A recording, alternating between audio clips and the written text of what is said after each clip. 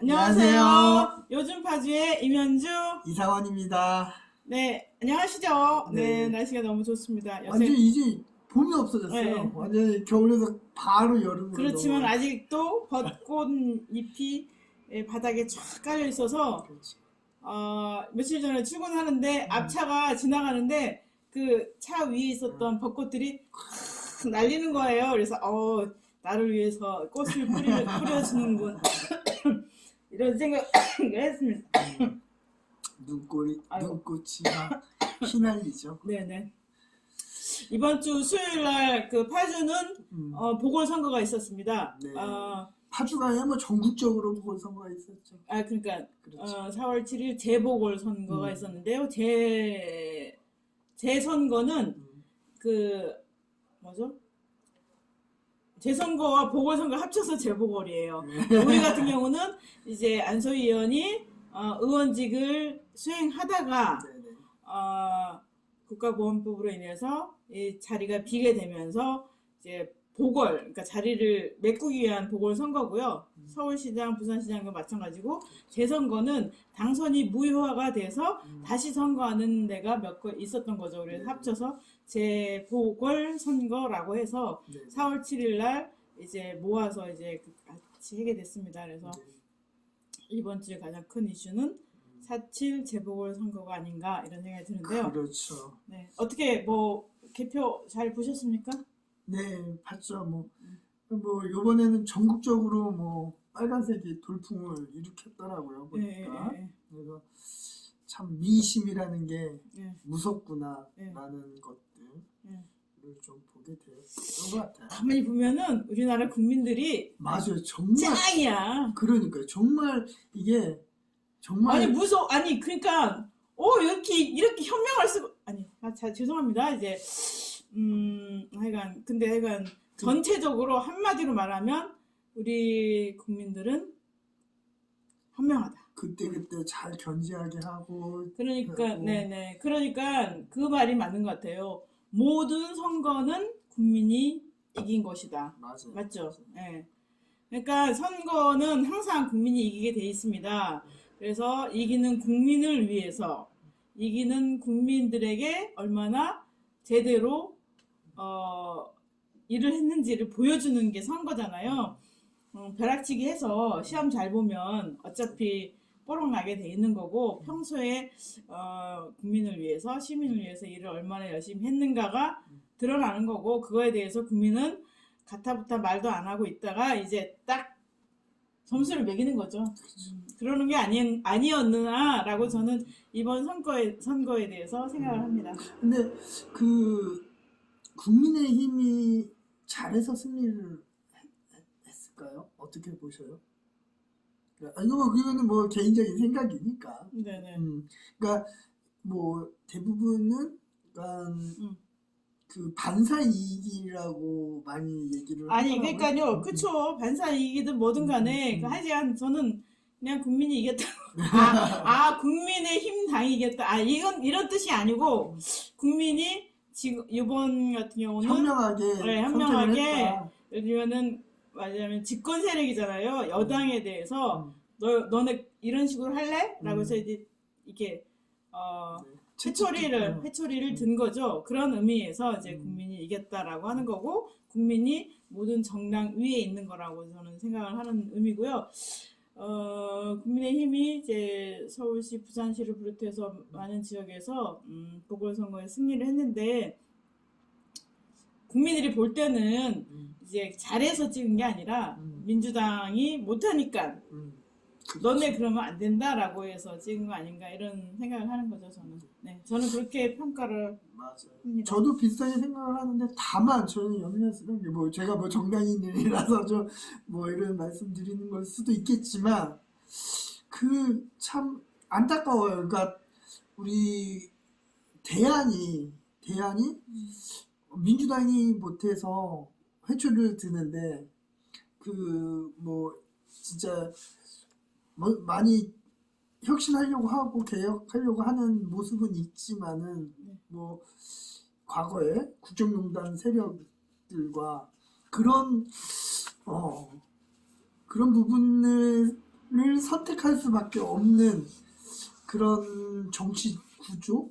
그게 조금 안타깝다라는 그래서요. 생각이 그래서 음. 그 국회의원 중선거구제로 음. 다시 돌아가야 된다라는 생각을 합니다. 예.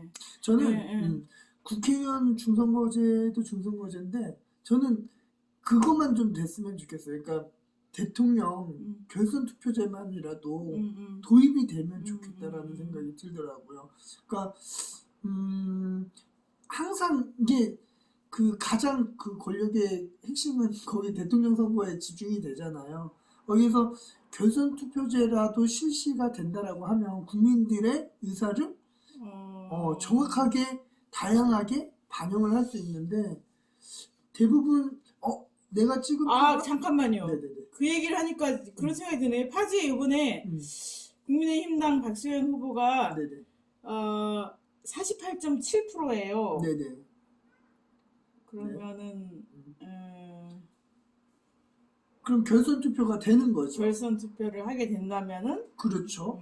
그러면은 이제 또 거기서 어떻게 지형이 바뀔지를 모르는 거죠. 그러니까 근데 그게 비단 시의원 선거도 그렇고, 그러니까 대통령 선거 때도 그런 게 조금 있으면은 네. 그 밑에 있는 선거들이 다 그렇게 되지 않을까. 그러면 정말 다양성이 확보되는 그런, 그러니까 저희 당 같은 경우에는 모든 선거가 결선 투표를 하거든요. 그러니까 뭐 당대표, 부대표 뭐 만약에 과반수가 넘기지 않으면은 결선 투표를 해가지고. 그러니까 지금 저는 이제 국회의원 중선거구제로 가자. 지금 시의원들처럼 그런 거고 이제 저는 이상한 위원장은 결선 투표를 하자라는 건데 네네.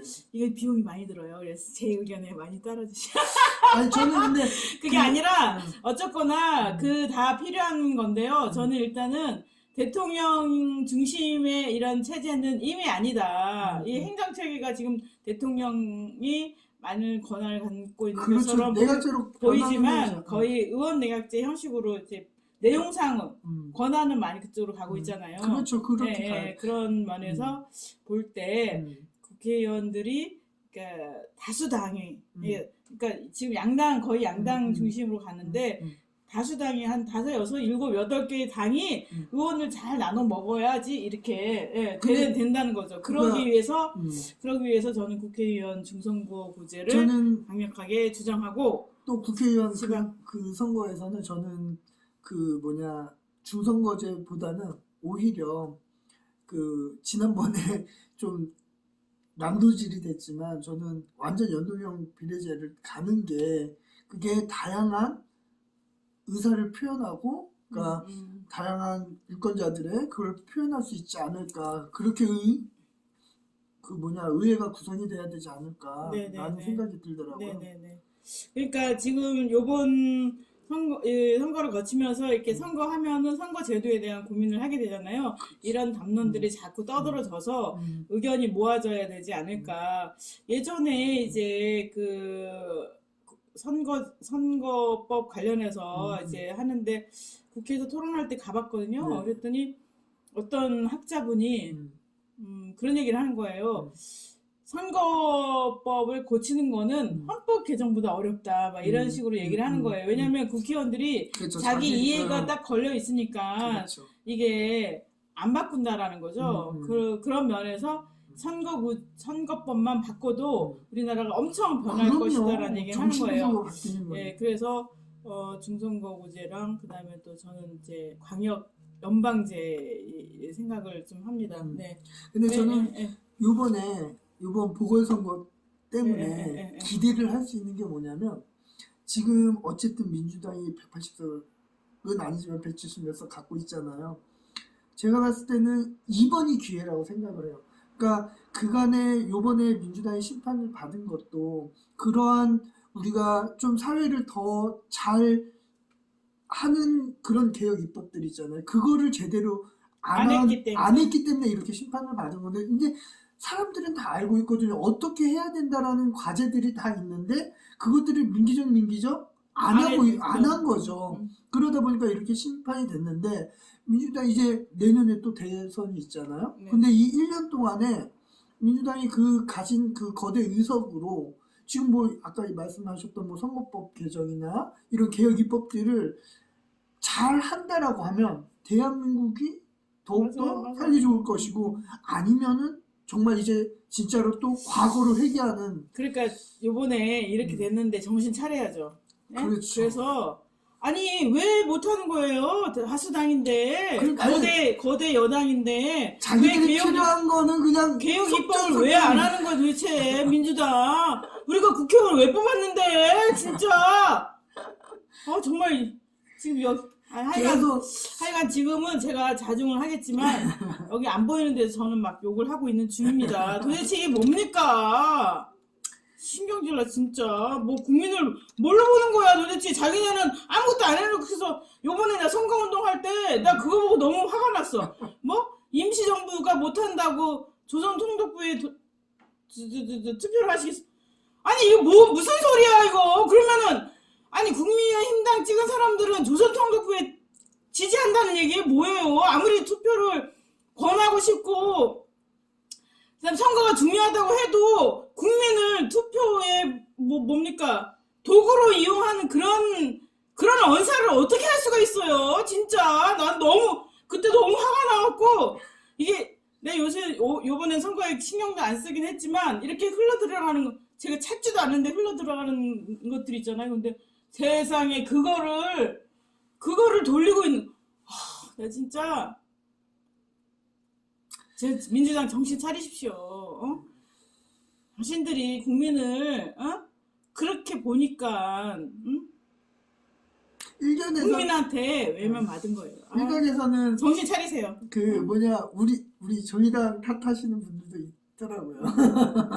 지금 국민의 마음에 갈 데가 없는 거예요. 지금. 그러니까. 네. 그거는 맞습니다. 그래서 또 그리고 그다음에는 서울하고 부산에 네. 투표율은 이제 51%인가요? 네. 네, 51%까지 갔습니다. 보궐인데 뜨겁게 진행됐는데 파주로 들어올게요. 네. 파주는 이제 20. 가선거구입니다. 탄현, 교화, 운정 3동 이렇게 해서 세 동이 합쳐져서 이제 가선거구 보궐선거를 했는데요. 네.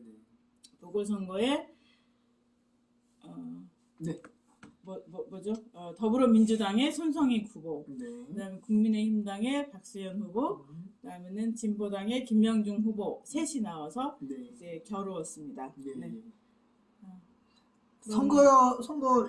예, 그런데 일단은 서울, 부산은 51%인데 우리는 투표율이 20%. 21%예요. 반올림하면. 네. 네, 21%에 그쳤고 되게 저조했죠. 예. 아마도 그 쟁점이 없어서 그랬나요? 뭐 하여간 뭐랄까 정치 효능감이 많이 떨어졌다라는 그러니까 뭐 1년밖에 안 됐는데 그런 생각이죠. 근데 서울시장, 부산시장도 그래요. 1년밖에 안 남아갖고 이렇게 목숨 걸고 니는 조선총독부냐? 난 임시정부다. 이런 식으로 갈라치기 하고 진짜 정말 선거에 목숨 걸으면서 국민을 표를 찍는 도구로 발상하는 그 자체에 대해서 정말 분노합니다. 답답합니다 진짜. 네네. 그런 거 보면. 하여간 파주는 21%에 했고요. 투표율이 21%예요. 그래서 제가 개표장에 갔는데 9시 50분이니까 개표가 다 끝났어요. 근데 이제 그 선거관리위원들이 집계하고 네. 또 집계하면서 그 서류의 날짜가 2020인가 뭔가로 돼 있는 거니까 처음부터 그 서류를 다시 해야 되니까 어쩌고저쩌고 해서 10시 50분쯤에 발표했나 그래요. 그래서 그때 당선증도 교부를 했는데 사실 8시에 투표를 마감하고 이제 투표함이 오고 하는데 한 2시간도 안 걸려서 이제 끝난 거죠. 네, 투표율이 저조하니까. 22,649표니까 금방 하네요. 네네네. 네. 개표 결과는 다 알고 계시죠? 네. 네. 총 선거인 수가 11만 2,024명이고요. 네. 투표한 분들이 22,649명이에요. 그래서 더불어민주당의 손성희 후보가 9,268표를 얻었고요. 박수현 후보는 11,039표를 얻었습니다. 그리고 진보당의 김영중 후보는 2,200표 받았고요. 네네. 그리고 그렇게 무효투표가- 말하면 헷갈리니까 네. 네, 박수현 48.7%, 손성희 40%, 김영중 9.7% 네, 이렇게 되는 그렇게 거고. 받게 된 거죠. 아, 모든 선거의 10%가 넘으면은 선거비의 50%를 보전받죠. 보존받고 15% 이상이면은 100%. 100% 보존받는데 이번에 진보당의 김영중 후보는 65표가 부족해갖고 10%가 안 됐어요. 그래서 보전을 못 받게 돼서 그러게요. 9.7%. 참으로 아깝네요. 65표요. 네. 아, 그러니까요. 좀 그래, 열심히 그래도 투표율이 21% 여기서 이제 10%, 그러니까 거의 10%잖아요. 10%를 받았다는 거는 이제 어떻게 평가를 하시나요? 뭐 아시다시피 진보당이라는 게 뭐 정당의 이름으로서는 조금 그게 좀 약하고 그렇지만 그 전에 가선거구는 안소희 의원이 그동안 해놓은 게 있었었잖아요. 네네. 열심히. 근데 그럼에도 불구하고 이 정도인데 어찌 보면은 조금 아쉽다라는 생각이 들지만은 이제 우리가 또 앞으로를 봐야 됐을 때에는 그렇게 절망적인 표는 아니다. 조금 무언가 이제 씨앗이 될 수 있는 뭐 내년에 또 지방선거가 있잖아요. 그리고 요번에 뭐 선거운동에서도 보셨지만은 뭐 노동당, 녹색당, 진보당, 정의당이 같이 선거운동을 했었거든요. 그래서 아마 내년에 지방선거에서는 요번 선거가 아마 큰 분기점이 되지 않을까라는 그런 생각이 들더라고요. 네. 그러니까 긍정적으로 평가하신다는 얘기죠. 예. 네. 누가 그러더라고요. 지금보다 3% 나왔어? 뭐 이렇게 물어보더라고요. 그래서 10%, 65 빼기 10% 이렇게 얘기했는데 성과는 꽤 높은 거죠. 지금 네, 진보당이 다른 지역하고 비교를 저는 구체적으로 안 해봤는데 울산의 남구는 네. 14%를 울산은 뭐 네, 거기도 거긴 정의당 거기도 요번에 시민 사회가 다 밀었거든요. 그러면 3명이 나온 거예요? 아니 정확하게 3명인지 모르겠는데 아니 울산은 워낙 뭐 그렇죠. 저기 터보가 있으니까 근데 파주에서 그렇게 나왔다는 거는 그렇죠. 그래도 긍정적이라고 생각이 들고 지역별로는 탄현면이 제가 탄현에 살고 있습니다. 탄현면이 투표율이 제일 높고요. 그 다음에 교화, 그 다음 운정 3동입니다. 그래서 운정 3동에서 투표율이 낮았다는 게 의외였다라는 생각이 들더라고요.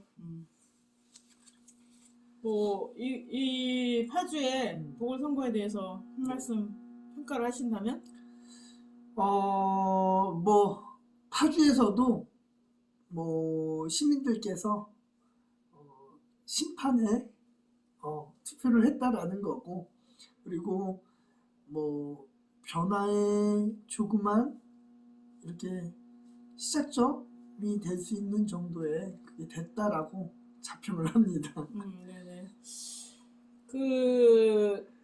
저희 언론사들도 그렇고 이렇게 여러 데 볼 때 무슨 얘기 나오냐면 지금 파주가 네네. 더불어민주당이 집권 세력이에요. 그럼요. 시장, 국회의원 2명, 도의원 4명, 시의원 7명인가요? 8명? 8명이 다 이제 했고 파주를 더불어민주당이 다 장악을 했잖아요. 근데 이제 사실 체감을 별로 못하는 거 아니에요? 그런데다가 이번에 손성희 후보에 대해서 이제 윤우덕 의원과 박정 의원이 이렇게 하고 시의원, 도의원 다 이렇게 해서 조직력이 나름 있는 데서 이제 움직였는데도 떨어졌다는 걸 보면은 민주당 심판 바람이 파주에도 거세게 불었다. 그래서 이 지금 내년 지방선거에 영향이 크지 않겠냐. 그런 생각을 그런 얘기들이 있어요. 그래서 윤석 의원이 타격을 많이 입었다 이런 얘기들을 이제 다른 기자님들이 평가를 하고 있습니다. 전반적으로 이번에 뭐 파주뿐만이 아니라 전국적으로 민주당이 스스로 성찰하는 계기가 될 것 같아요. 그래서 남은 기간 동안에 어떻게 하느냐에 따라서 앞으로 있는 정치 일정에서 변화가 될 것이냐.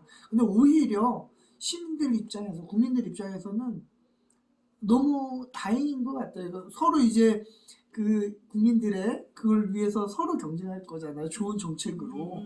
그런 면에서 보면은